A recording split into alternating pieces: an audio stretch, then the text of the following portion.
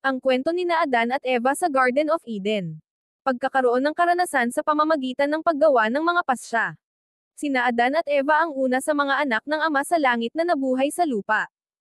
Tumira sila sa magandang halamanan ng Eden na napapaligiran ng lahat ng uri ng halaman at puno. Dinadalaw at kinakausap sila ng ating Diyos Ama sa langit at ng Panginoong Hesukristo. Hinayaan sila ng Diyos na kumain ng bunga ng bawat puno maliban sa isa. Kung kakainin nila ang bunga ng punong kahoy ng pagkakilala ng mabuti at masama, kailangan nilang lisanin ang halamanan at mamamatay kalaunan. Nagsinungaling si Satanas kina Adan at Eva. Sinabi ni Satanas na kung kakainin nila ang bunga, malalaman nila ang mabuti at masama subalit hindi sila mamamatay. Pinili ni Adan at Eva na kainin ang bunga. Ibinigay ni Eva kay Adan ang bahagi ng bunga.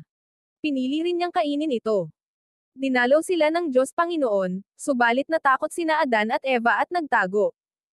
Tinanong sila ng Diyos kung kinain nila ang bunga ng punong kahoy ng pagkakilala ng mabuti at masama.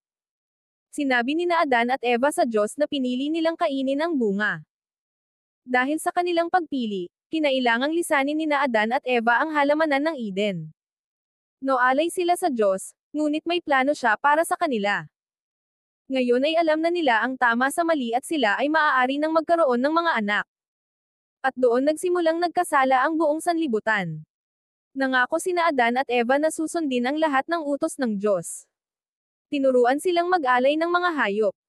Sa kanilang pagsunod, marami pa silang natutuhan tungkol sa anak ng Diyos na si Hesukristo. Kapwa sila nakadama ng malaking kagalakan dahil tutulungan niya ang kanilang pamilya na makabalik sa Diyos. At dito na nagtatapos ang ating kwento. Marami pong salamat sa inyong panonood. Muli, kita-kits po tayo sa ating iba pang magagandang kwento na may aral.